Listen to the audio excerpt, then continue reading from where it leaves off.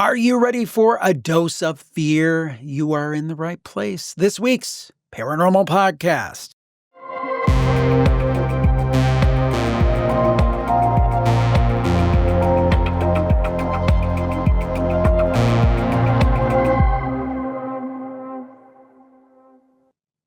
Welcome to the Paranormal Podcast. I am Jim Harold and so glad to be with you today. And one of my favorite things is to talk with good people and fellow podcasters who have a unique idea. You know, there's so many things out there in the podcasting world that are so much the same. But it's great to talk again with good people who have a great idea and they're knocking it out of the park. And these two gentlemen fit both categories. I'm talking about Brennan Storr, of course, from the Ghost Story guys, and Brandon Schexnayder and from Southern Gothic. And they have joined forces to create what is really blowing up the charts. It is called Fear Daily, and it is exactly what it says, but I'll let these gentlemen tell us exactly what it is. Brennan and Brandon, welcome to the program today. Thank you for joining us. Thanks for having us, Jim. So what is Fear Daily and how did you guys come up with it? Well, Fear Daily is a daily horror fiction show, 2 stories every day, Monday to Friday. And the hook is that they are horror stories set in the 1990s and before. Most of them are actually, if not all of them, within the continental U.S. So the idea is that there has been this computer a bulletin board server. And if any of your audience is old enough to remember those, they'll know what we're talking about. Mm-hmm. And if they're not, they were online message boards that predated the what we now call the internet. And the idea is that this server has been online, quietly humming away in the background somewhere in the Pennsylvania Rust Belt. And now all the stories that people submitted to this lone server are now available for folks to listen to. So again, you've got stories of cryptids, monsters, serial killers, other worlds, life after death, all told from a first-person perspective, and related to our audience. And I think it's such a great idea. Brandon, I mean, you come from a big storyteller tradition with Southern Gothic. What are your thoughts on this format? I mean, I love the idea. Yeah. Well, obviously, I love stories. I've been telling ghost stories my entire career here at this point, right? So, this particular project, after having spent as much time as we have in the paranormal, it was just kind of a natural evolution. It was almost like we're kind of toying with and playing with those podcasts that read Reddit stories, you know, and we're kind of playing with that, making it a little retro and doing our own spin. And it's been a lot of fun, specifically because after spending all of this time telling stories and being in the paranormal, it gives us a chance to use some of those weird things we've learned from maybe listening to too much Campfire and some other podcasts, you know? Yeah, I heard of that one before. Well, here's the thing that I love. And I have to admit, I've thought about, fictionalizing some of the Campfire stories. I'd actually, funny story, I guess I can say this. I've had 6 Campfire books, and I actually wrote a whole book of Campfire stories that I fictionalized. This is, over 10 years ago. And I used the stories as a jumping off point and rewrote them. And I don't know if I can even say this, but there was a company I was talking to, and they said, "Oh yeah, we want it that way." And then I sent it to them, and I had some people look it over and said it was pretty decent. I'm not a great writer. And then they said, "No, we think we just want the stories verbatim." I'm like, "Thanks." So that book is somewhere on a hard drive in my closet that I've never used. But I do love the concept because to me, you know, like you, I've been talking to people for years about the paranormal and different experts and things. But this kind of takes the shackles off, doesn't it? It gives you the opportunity to say, hey, what if? You know, we don't have to, when you're dealing with this, you don't have to deal in the realm of what is or what has been researched. It's like you can use it as a jumping off point and just say, well, I think it'd be kind of interesting to explore if this was the case. Is that part of the appeal to it? Oh, yeah. Yeah, I mean, with Ghost Story Guys, obviously we tell what we hope are real life stories of the paranormal, because I've had, my own experiences with shadow people and a handful of other things, which have been, of course, very strange, but we try to keep it grounded. And so, yeah, doing this has been fun because I get to, I'm the primary writer on Fear, but I'm not the only writer. Brandon has also written a number of stories. And so I guess we get to just, as you say, kind of go wild. And it's funny because if you look at the original stories, so I've written 215 or 216 stories. Jeez. Oh my so gosh. far, totaling about 1,250 pages, 1,300 pages, something like that. And if you look at the original stories, it's basically just paranormal stories with a little bit of extra spooky on the end.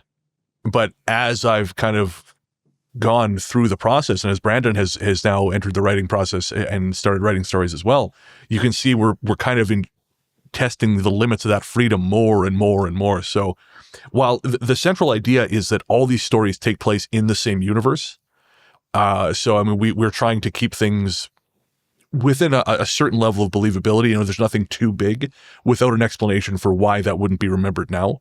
At the same time, you can do so much.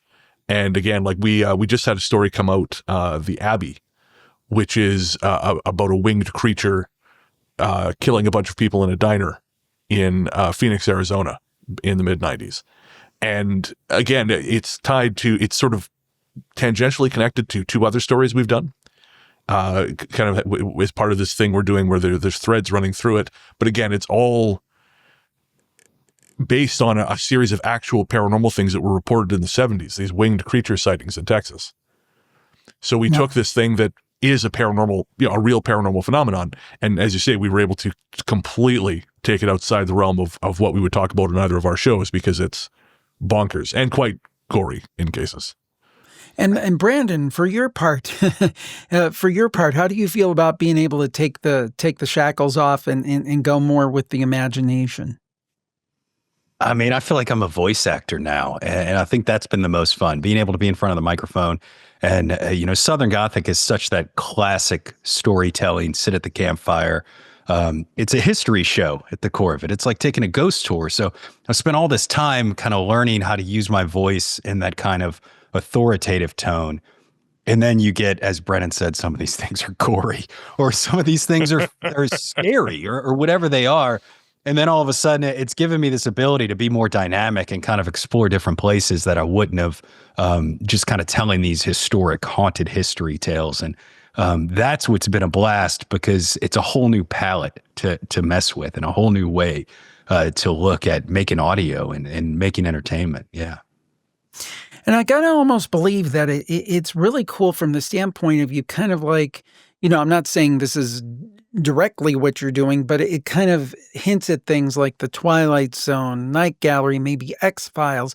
So it's gotta be kind of neat to have your own version with your own spin and the uniqueness that you have, keeping it in that universe and your kind of 21st century take on it. But it's almost got to be like I think one of you mentioned a playground for you to say, ooh, what if? I just think that is so cool.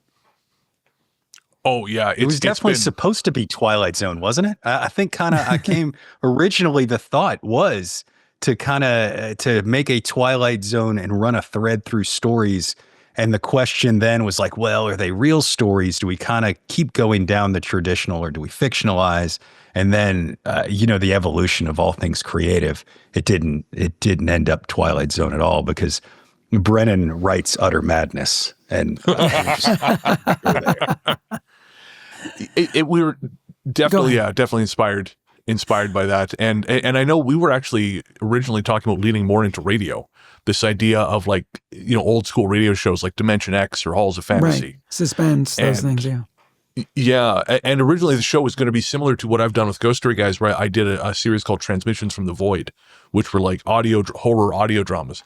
But we kind of realized that the generations that have sort of idolized radio, we're passing out of vogue pretty quick, and we have to be a little more forward thinking. And I don't know that BBS is that much forward thinking. Again, I don't know how many young people remember those things, but it's at least a little more modern.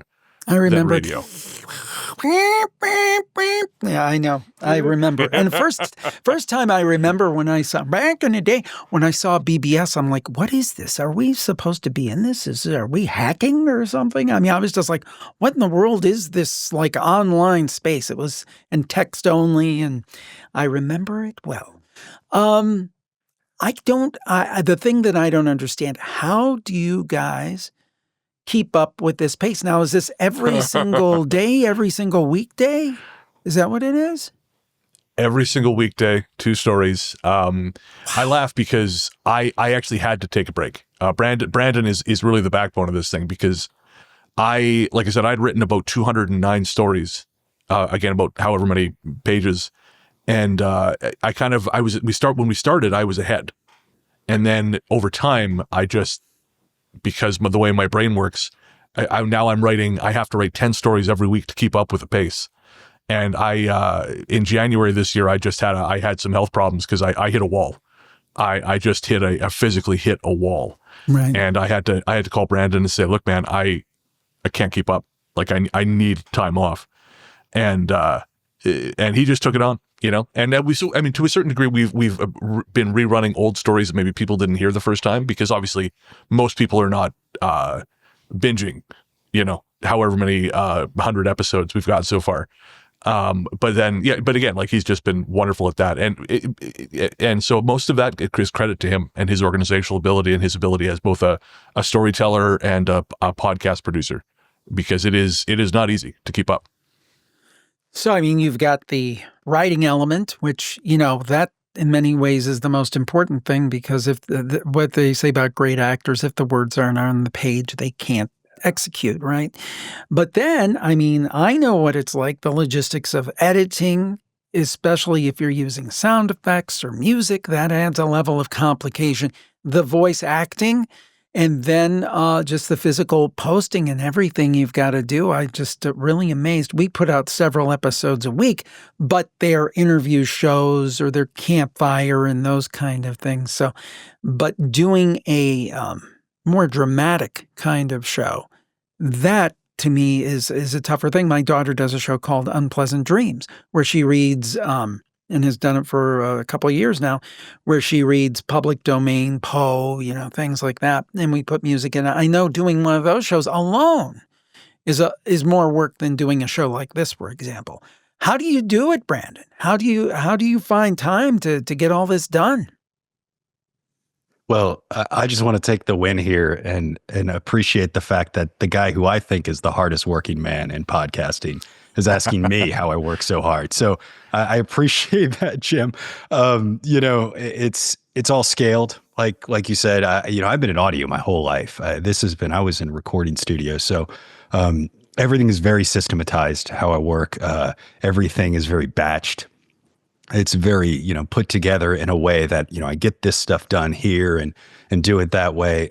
We did hire on an editor about a year ago who has been working for me. Her name is Rachel Boyd, an incredible editor. And she does a lot to where I can go in the booth, I can record, I can make all those awful sounds that come in between takes that, try to make your voice sound good. All the mistakes, all the mispronounced words, all the cursing at Brennan for putting weird names in there that I have to, and she'll take those and she'll get that all. So I have this nice, beautiful take that then I can go in and I can put some sound effects to and kind of do that final pass before we put it out. But, I think it's just, it's working with the right people, and like I said, you have a business, you put out a ton of stuff. It is all about your systems. It's all about how you do it. And I think I will say at the end of that, because a lot of people who are creative, they hear systems and they hear make a box and it's scary. Like, why would you want to limit what I can do? And if anything, that makes it more freeing, because we know that this stuff's in place. So the stories can get weirder or they can get longer or shorter. And it kind of gives us a different kind of freedom by doing that. But between that and just being crazy is probably the two things. Yeah. That's something we both definitely share, is that sort of monomania where you lock into a thing and you're like, well, I'm doing it now. I mean, when I told my friends I was doing a daily ghost show or a daily horror show, they said, "You're nuts." Because I had never written, really, I'd written maybe, I don't know, 15 pages of fiction prior to this. I was not a fiction writer. It was just not a thing I did. But you are now. And, you are now. Yeah, I sure am. I used to sort of dither about whether or not I'd call myself a writer. Can't do that anymore.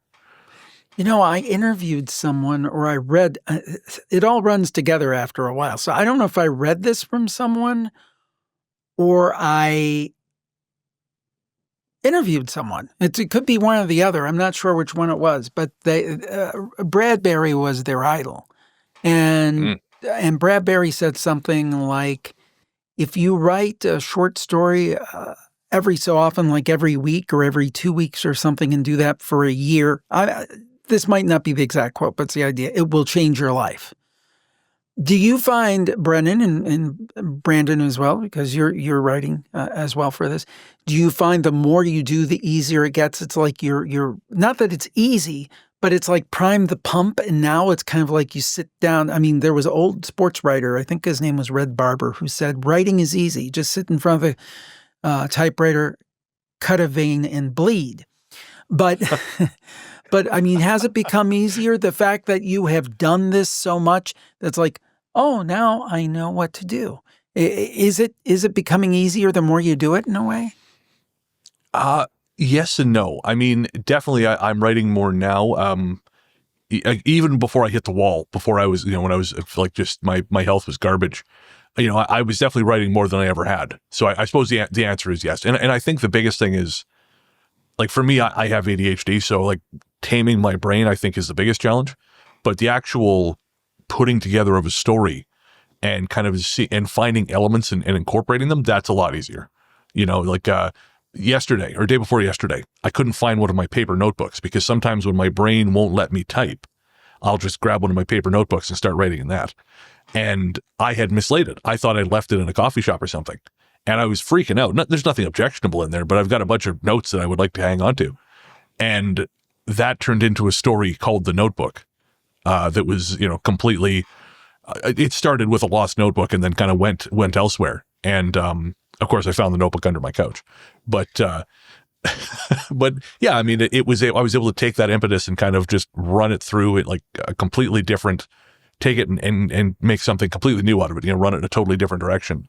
And I don't think a year ago I could have done that. I think a year ago I would have just flipped out and been really unhappy I'd lost my notebook, or there was Brandon knows this one. Like I was in Victoria on the west coast of Canada, and I bought a cigar, and I was sitting outside enjoying my cigar outside the smoke shop. And I don't usually smoke. I just, every now and again, I have a little cigarillo. And this woman walked up to me, and she didn't look homeless, but she seemed unhinged. And she said, "You're a fake smoker. You're a fake smoker." And she said other things, which I won't repeat on your show. But she just said, "Yeah, fake smoker," and wandered off, and then was shouting at someone else. And again, that would have just been a funny story I told someone. But then, and it was, because I told Brandon right away, but then that became a whole other story for Fear called Crazy Helen. So I think it's just kind of allowed me to look for inspiration in my life in a way that I didn't necessarily understand that's how that worked. I think I was waiting for some grand external thing to sort of flash in front of me and go, this is what inspiration is, instead of just going, oh crap, I can't find my pen. What if my pen is creeping up behind me about to stab me in the leg, Right. Well, it's interesting you said that, because I'll bring up Bradbury again. He had a show, I think on HBO in the 80s. It was called Ray Bradbury Theater. And in the opening, he was in his office, and he had a very cluttered office. But he's like, the little monologue he would do at the beginning was like, I have everything I need here. Maybe this, maybe that, maybe that. And he would use those little things as jumping off points in the story. So I guess now inspiration is everywhere. Brandon, what about you? The more you're writing, are you finding it easier, harder? What's your experience? I think I'm even curious with you though, even Jim. Not to flip this, but when you do something like this all the time, and then you walk around, don't you see the weirdness in everyday life? And I think that's what's come out of it.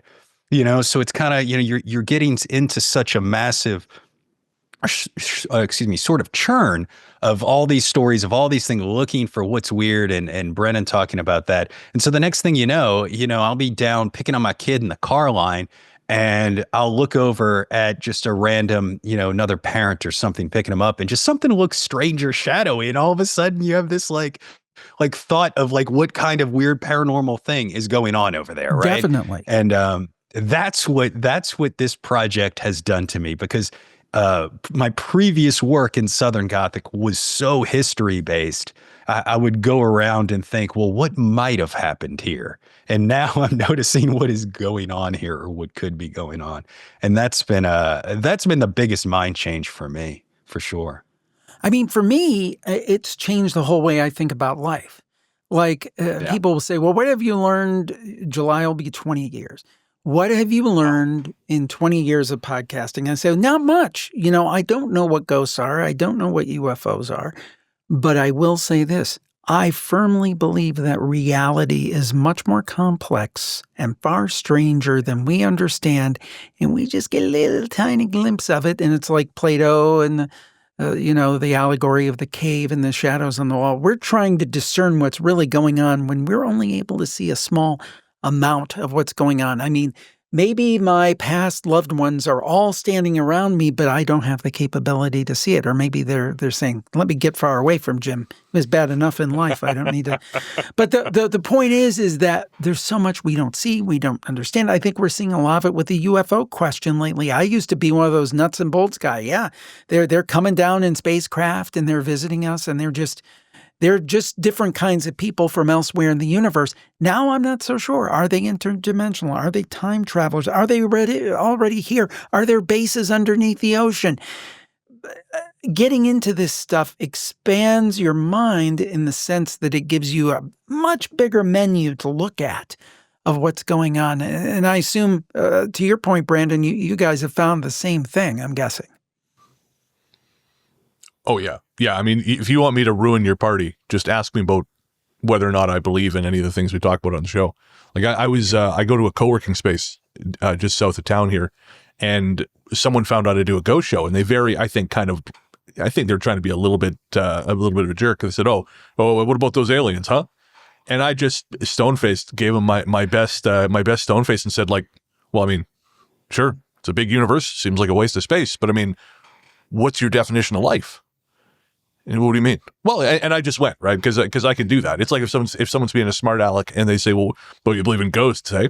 What do you mean by ghosts? Survival of physical consciousness past the point of death? Or are you talking about entities that were never human? I don't know, man. And like, again, we can have a great conversation, or I can just ruin your party, depending on how you approach me with this thing. But yeah, it's definitely, I mean, as you and I have talked many times, Jim, about sort of my paranormal experiences in the past. And when I had an actual paranormal experience for the first time as an adult, it just completely changed how I view the world. And I had to do what you did. I had to say, man, I guess the world's a lot more complicated than I thought. Yep. I think so.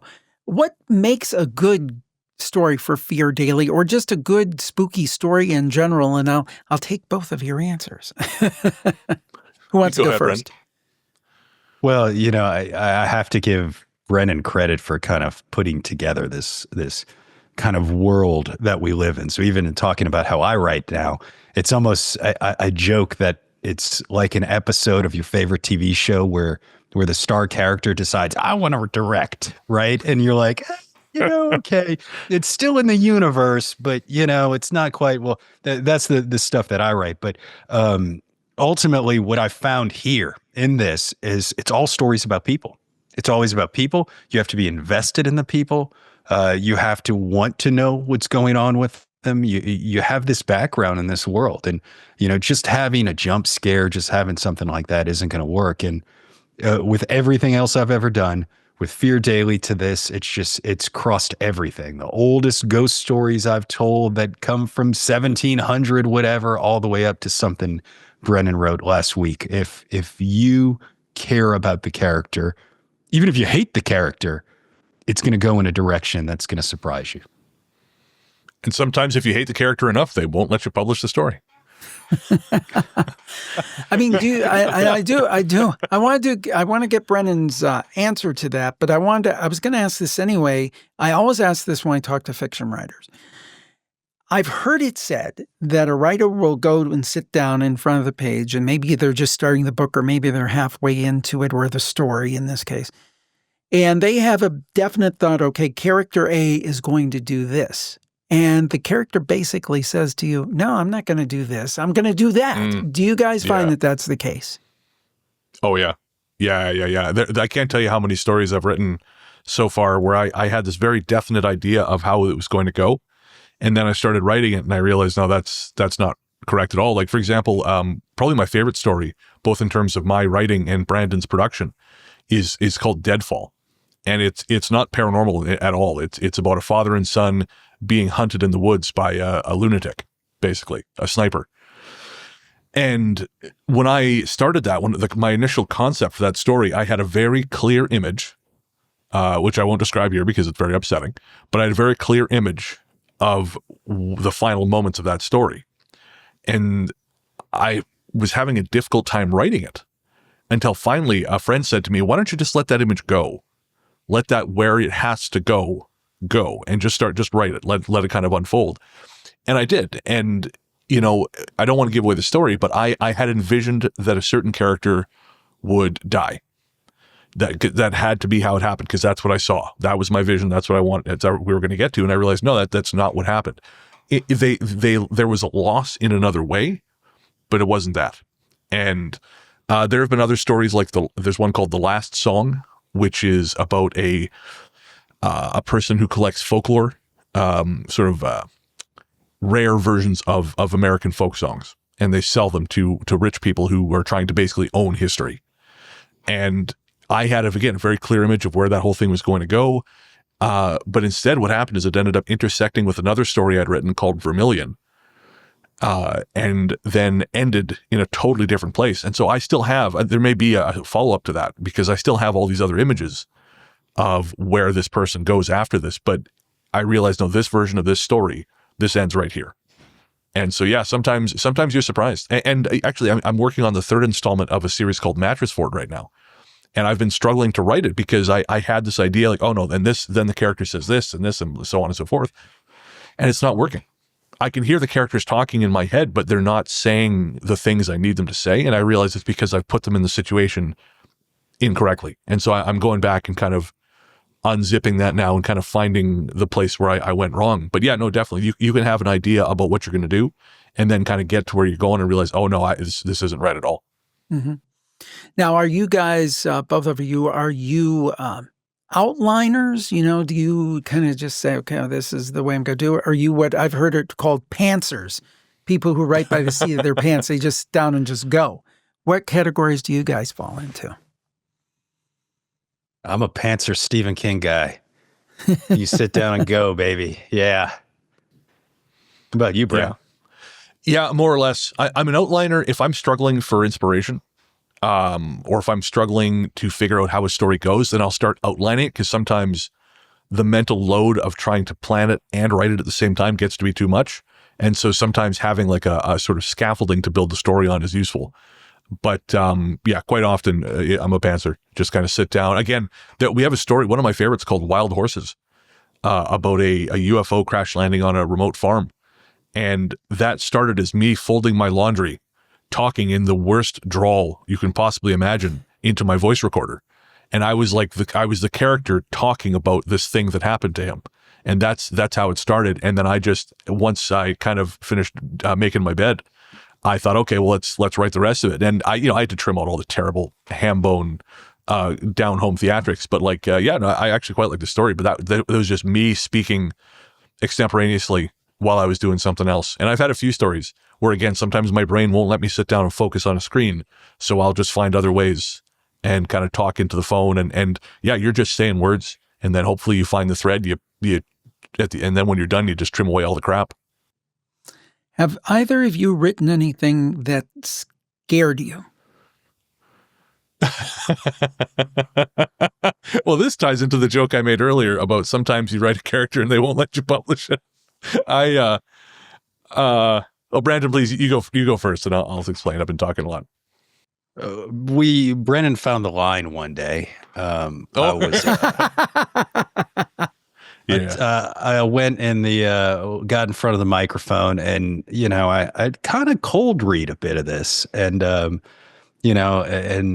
and got in front of the microphone and started recording a story. And our editor is a female. She's Rachel, and we chat one way, me through the microphone to her frequently. And I start reading the story, and I get about a third of the way through, and I'm like, I don't, Rachel, if you're feeling uncomfortable about this one, will you let me know? Because something feels off here. And just kind of kept going. And then I got about 2/3 of the way and say, Rachel, I don't like this one.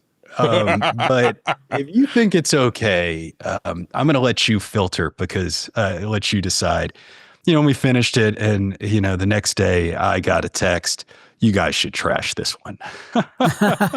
You should. This one, she's like, I vote that one. And I think Brennan was such a good sport about it, because he knew when he wrote it that it was a little rough. It just kind of it felt. I will say it wasn't anything graphic. It wasn't anything that was. It just felt creepily wrong, if that makes sense. The tone just felt a little too disturbing, and the way the character talked. And Brennan, if you want to describe what it is, you're more than welcome. Or we can just have everybody wonder. Just let them imagine. That's much worse, I think. So for that story, that story was called The Quarry. And basically, I try to listen and listen to as many podcasts, audiobooks, watch as many movies, read as many books as I can, because I need the inspiration. And I had listened to a 4-part series on the podcast Behind the Bastards about Andrew Tate, who of course is just a reprehensible human being. There you go, Jim. There you go. Yeah. Oh. Well, no, but that's the word. Yes. Yeah, he's a reprehensible human being. And I decided, I was so disgusted by what I heard. I wanted to write, I wrote a serial killer character from the perspective of the serial killer. And I wanted to basically take everything I had heard in those 4-part series and have that kind of, not directly, but have that enforce this person's worldview. Basically, I took every charitable impulse and every kind read of a situation, and I just flipped it. I just how would a person who is weak and cruel interpret these things, and how would they speak? And the idea was that this killer was being influenced by a voice in a quarry. Like, he was already a bad person, but then he started going to this quarry and working out, because a lot of these jokers kind of do this whole mountain man workout thing. And the idea was that the quarry influenced him to become a killer, not just a jerk, but a killer. Right. And the kind of start, so anyways, it was unpleasant. And even I have a friend, our friend Joey, who will sometimes edit the stories and does a lot of our outreach for us. She read it and she goes, "What is this? What this sucks." Like, not that it sucks, but this is really deeply unpleasant to read. Yeah. And we ended up binning it. And then I actually wrote a story earlier this year called The Killer Killer. And it's about a serial killer of serial killers. And he goes off to take care of this guy. Has just come back, I think, from wiping out this guy, who he just, he takes every opportunity to describe him as a small, pathetic thing. And even though the story was never published, he gets wiped off the map. I'm curious though, Brandon, have you ever written a story so far that one of yours that has kind of freaked you out? No, I don't think so. I think, man, I've written stuff off of what has freaked me out about real things. It's never been vice versa, if that makes sense. Right. Like, something will, a lot of it is like processing something strange for me, at least. So yeah, it would go the opposite direction for me. Yeah. Okay. I think the only one I've written that's not the quarry, that's because obviously that was gross because of the perspective. I think the only things I've written that freaked me out were Red Time. The one about this guy who used to watch a kid's TV show at night in Cincinnati. It was on air in Cincinnati in the 70s. And he could only remember. Story. It's a clown story. Yeah. Ooh, clowns. And, I kind of felt like I'd reached out and touched something there that I didn't like very much. I felt pretty gross. Again, there's nothing objectionable about the story, but I don't know. You know how sometimes the act of creation, it feels like you're channeling more than you are making something. Mm-hmm. And that kind of felt like I kind of brought something into the world and I don't love it. Well, that's a question I wanted to ask you. I mean, when you delve into horror, you get into the question of evil. I definitely have my perspective on it, my belief I've said many times on the show. Do you both individually or collectively believe in the concept of true evil? Brandon, what do you think? Lately, I have been leaning into the trickster. Everything's the trickster. That's kind of where most of my stuff is. So I don't think it's. I mean, it's on a personal level, not a story level. So I don't see stuff in that kind of black and white way lately. But I don't know. I mean, I think the evil is such a classic way to look at it, and I grew up personally on Anne Rice. I'm from New Orleans, right? That's so. Sure. This kind of. So my exposure to a lot of that early horror was stuff that played against, well, is it really evil or not, right? Here's a vampire who doesn't want to be a vampire. Here's, let's take this traditionally Nosferatu thing and let's come over and let's look at the humanity that's actually in there. So I don't think I go that route with evil per se. I don't know. This is always evolving though with what we do, isn't it? It's always evolving with the more you learn on this. Oh, my views have changed immensely over the years. What about you, Brennan? Evil? I think, yes and no. I go back and forth. I have this idea in terms of the real life paranormal. I think that there are layers. And so I think there are things which are frightening and which don't have the best intentions for us. But I don't necessarily think they're evil. I think they exist the same way sharks exist or lions exist, in that they're not bad on their face, but they're a predator. And so you have to treat it like a bad thing, because it's only doing what it does, but what it does is kill you. And so when something you can't sort of, I know that there's this thing where we like to humanize the villain. Well, there's a reason they're doing what they're doing. It doesn't matter if what they're doing is putting their hands around your neck. Like, it doesn't matter why they're doing it. You just got to stop them from doing it. And so I do think there are things out there like that. Do I think there's like a unified, like a thing that just hates mankind and is evil? I honestly don't know. Sometimes it feels that way. But I'm like Brandon. There is this trickster element as well that seems to just like messing with us. So do I think they're evil? Do I think they hate us? No, but they like messing with us, and that's almost as bad. Because, like I said, it doesn't matter what the intention is. Its effect on you is what matters. Again, water doesn't mean to drown you. Water is just being water. But if you're up to your neck in it, it doesn't matter because you're in trouble. My view has always been evil is real. I think there's objective evil. However, I am totally on board with the trickster man. There is, in particular with the UAP thing, I think there's something messing with us. And then on Campfire, this might be a good story for you, doppelgangers. So many doppelganger stories.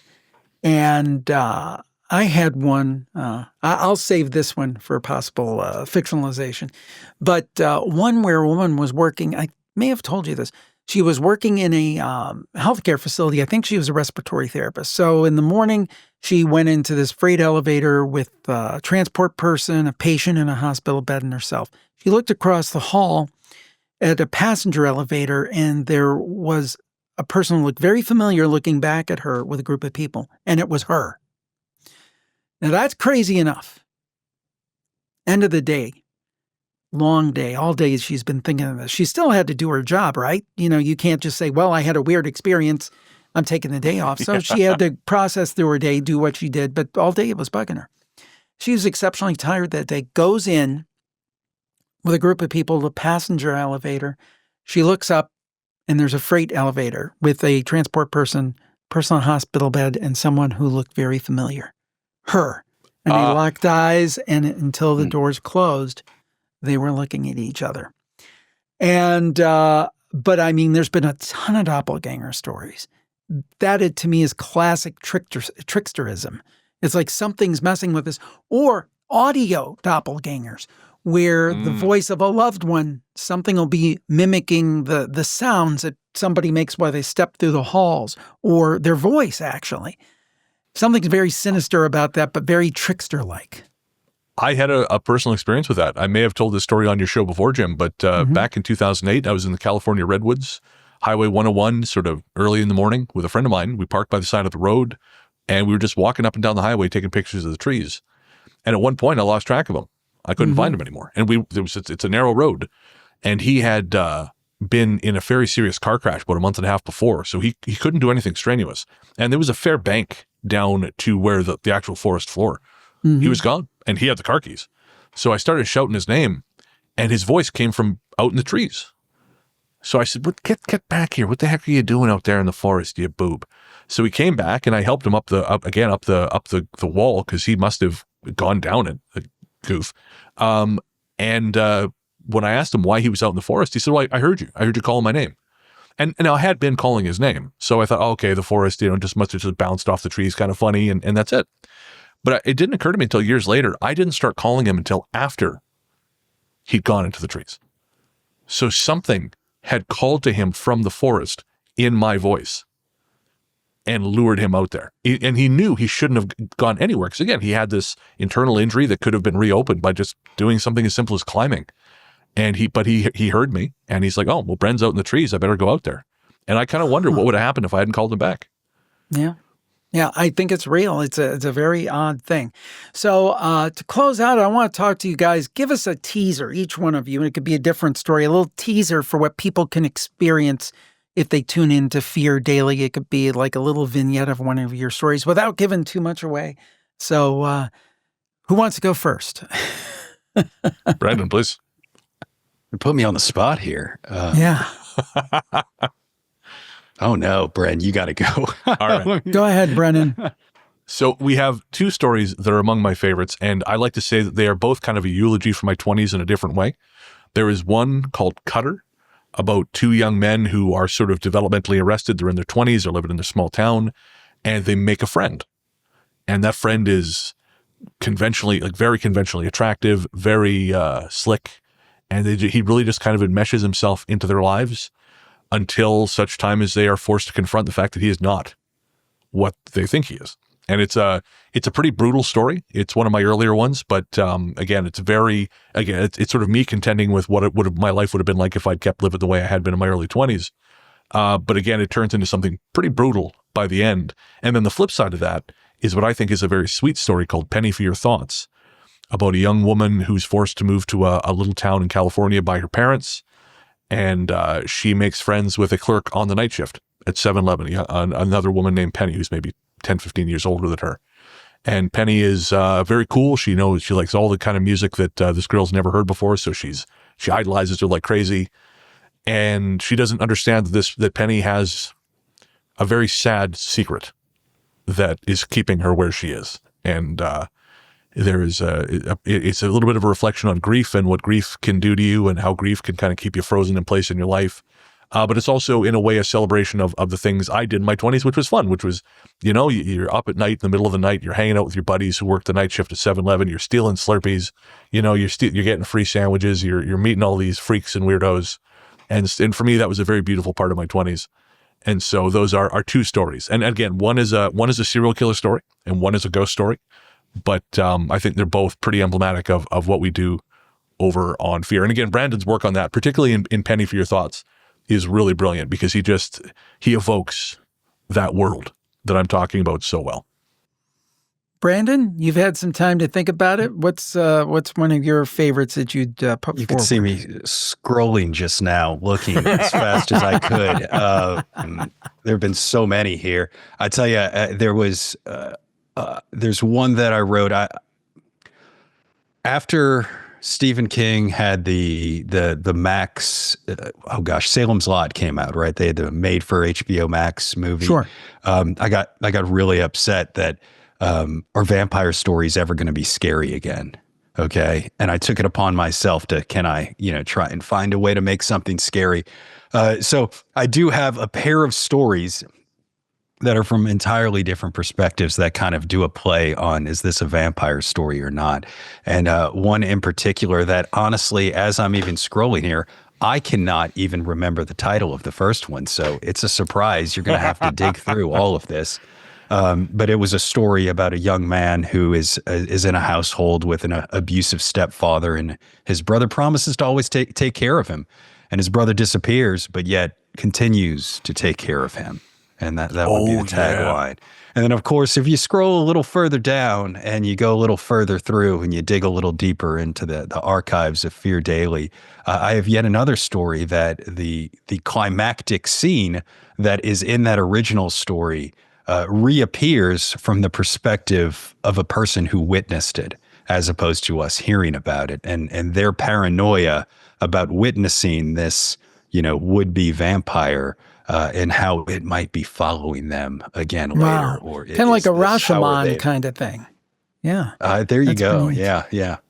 And I think that's something that that has sort of happened, just bank shot, not really intended, but with Fear, is that we've ended up using these stories to explore a lot of the stuff that I think we were growing up with, not necessarily that was in our lives, but that we saw around us. Like Brandon says, you've got an abusive father, and that's abuse and alcoholism and real world issues have kind of cropped up a lot in these stories, not necessarily as the central focus of the story all the time, but they're present. And I think it's because these are things that, even though Brandon was growing up in America, I was growing up in Canada, these are such common working class experiences.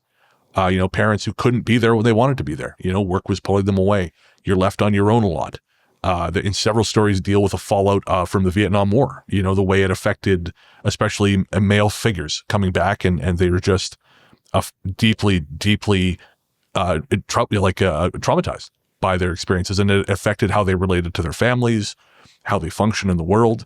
And again, I that was definitely not something either of us anticipated when we started doing this, but it's been kind of cool to see how in both our stories, these things have cropped up. And again, it's not like a social issue show, but you realize, oh man, this thing was just part of the air back then. Like the world, in a lot of ways, the world is the same, but there's also a grimness and a hopelessness, I think, that was part of that time that we don't talk about as much because you tend to let the negative stuff drop away when you look at the past. Well, I recommend that everybody check it out. It is Fear Daily. You see the graphic up there on the screen if you're watching the video version. So, gentlemen, how can people tap into Fear Daily? Fear Daily is streaming everywhere you get your podcasts. You can sign up to our Supercast and get ad-free episodes, as well as episodes of a show called Behind the Fear, where we talk about some of the inspiration behind the stories at our Supercast. That's feardaily.supercast.com, Brandon? I believe so. And you can also sign up on Apple Podcasts, and you can get links to everything at feardaily.com. Excellent. Well, hey, kudos to you both. You're doing a great job. I know that the podcast is blowing up and it is doing great. So continued success, and so glad to see good people making great content. Thank you, Jim. Thank you so much, Jim. Yeah. And thank you for tuning in to the Paranormal Podcast. I appreciate it. Make sure that you subscribe to that new YouTube channel. As I said, we moved the Paranormal Podcast off of the main Jim Harold channel because YouTube was getting a little snarky because we're giving them too many different kinds of content. So we said, okay, we'll play your game. So we're just putting the Paranormal Podcast only on that special YouTube channel. There'll be a link in the show notes here. It's basically youtube.com/@the Paranormal Podcast. Can't get much more simple than that. And if you're listening on audio, we appreciate that as well. Please tell a friend about the show, because we feel we talk with the best people, like the people we had today, in the world of the paranormal. We'll talk to you next time. Have a great week, everybody, and stay spooky. Bye-bye.